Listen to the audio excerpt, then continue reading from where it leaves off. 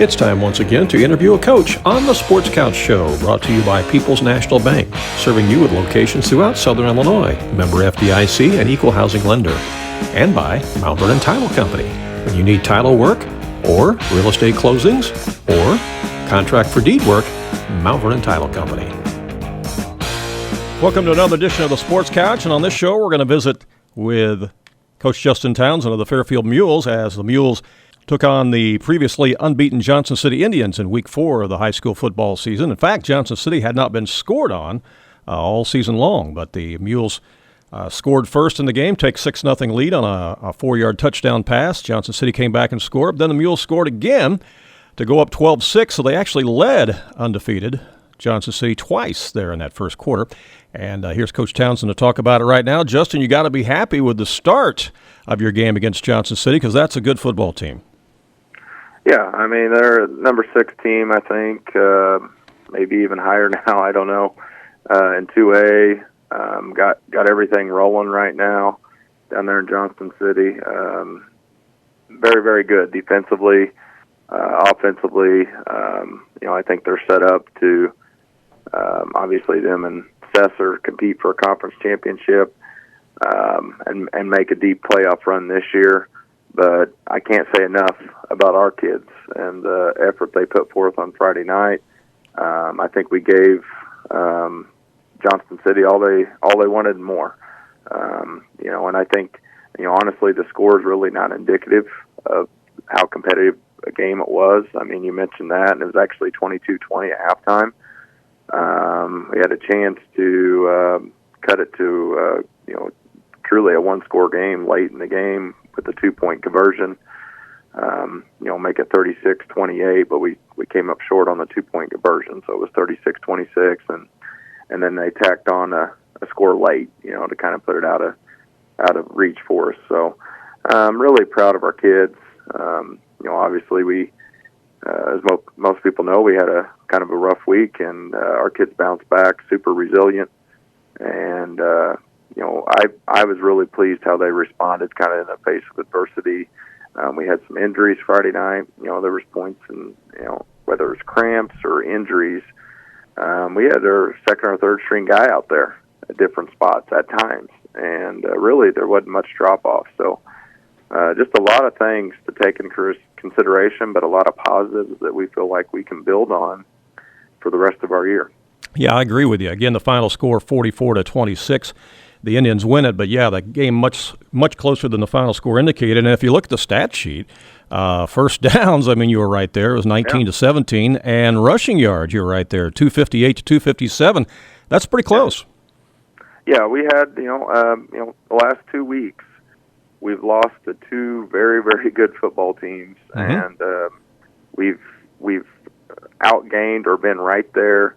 The difference has been 2 turnovers, and that was the case against Cesar, and that was the case against Johnston City.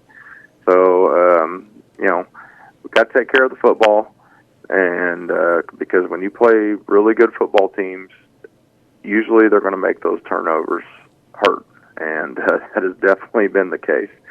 So, and it's not that we necessarily haven't been taking care of the ball. It's just, one of them was a 50-50 ball this past week against Johnston City.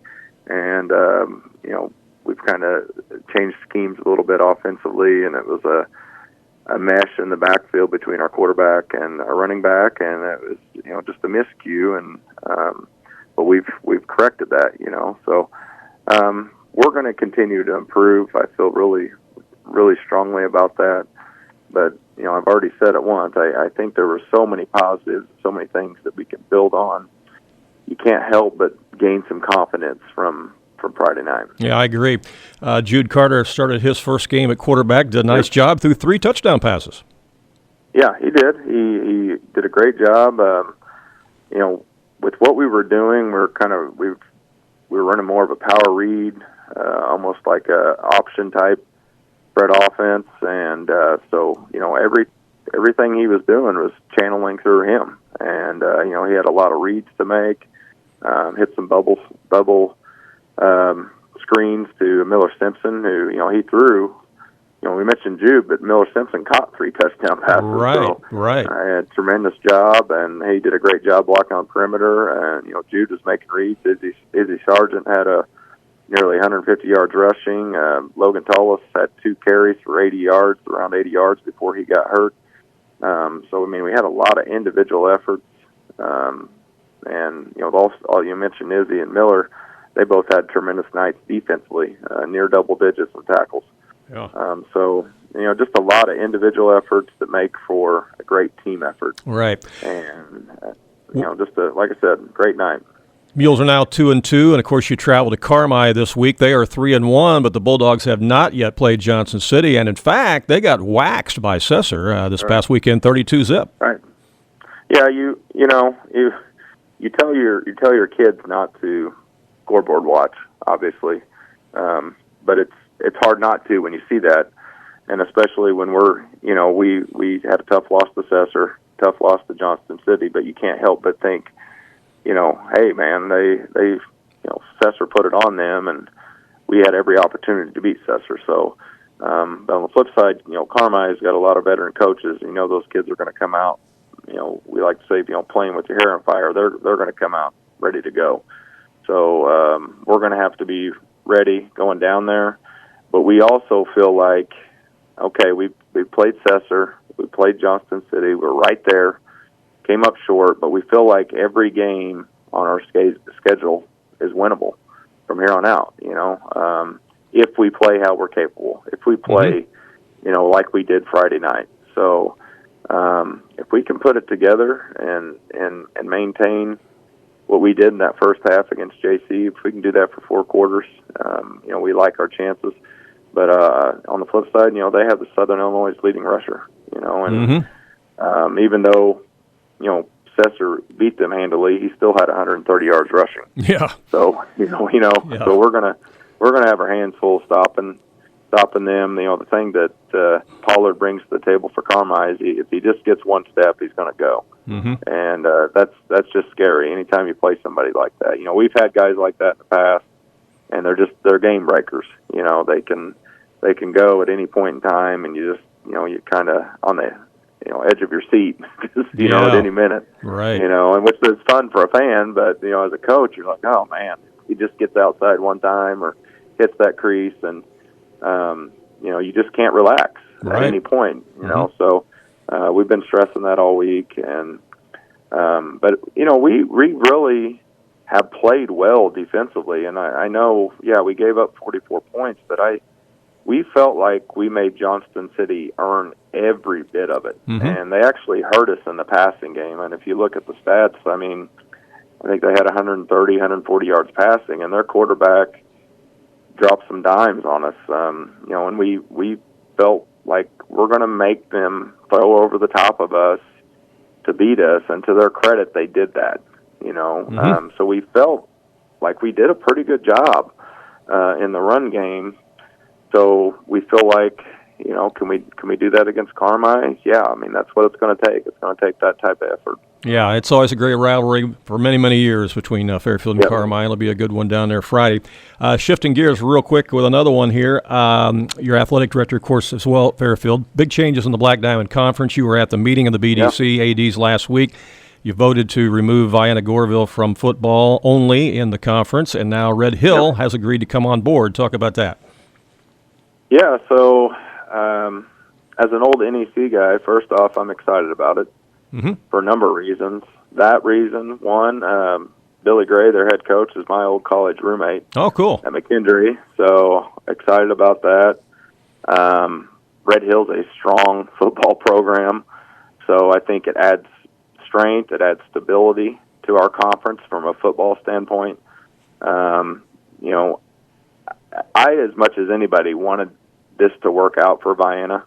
I wanted them to be able to get this going, but we just, as a conference, did not feel like this anytime soon was going to be trending in the right direction. So we just felt like, hey, here's the easy solution, here's an easy fix, and it can be going next year.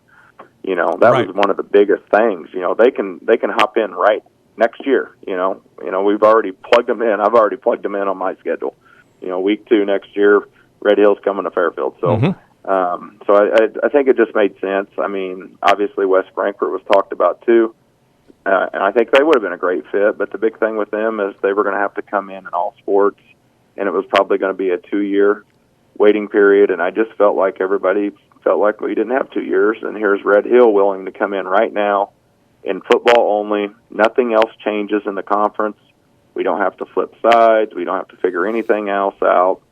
And I think it just made really too much sense not to do. Yeah.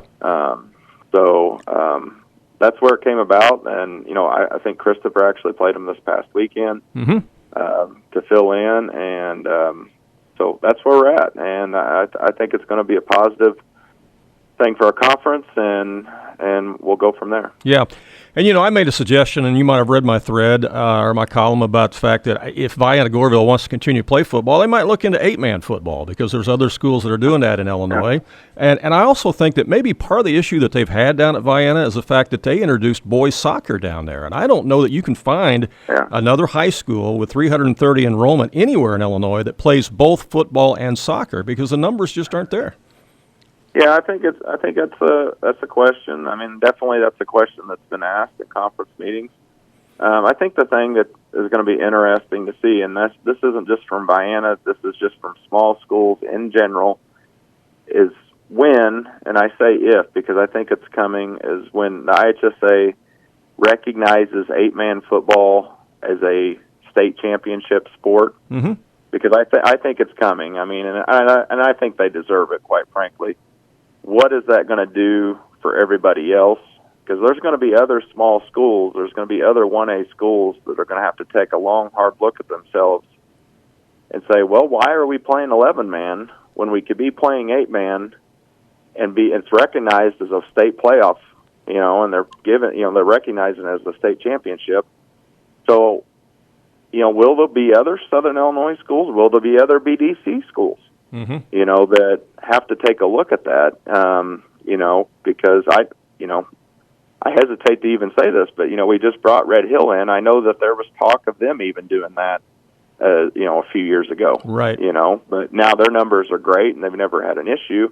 I know Carlisle looked at doing that there for a year or two around COVID. But then they ended up going back 11-man. So, there could be a shakeup a few years down the road just for, Southern Illinois and football when and if the state ever, commits to 8-man football being a IHSA playoff sport, So it'll be interesting. We'll see what happens. For Vienna, though, they're really far south, and there's not much unless you get in the Metro East, and I think Oblong and Palestine, Hudsonville, maybe you're closest. I don't know. I'd have and Martinsville, too. Yep. Martinsville, yeah. So, I mean, we'll see.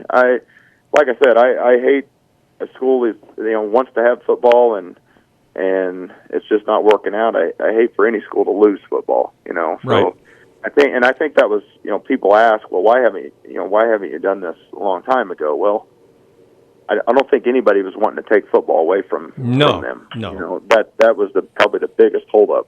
Mm-hmm.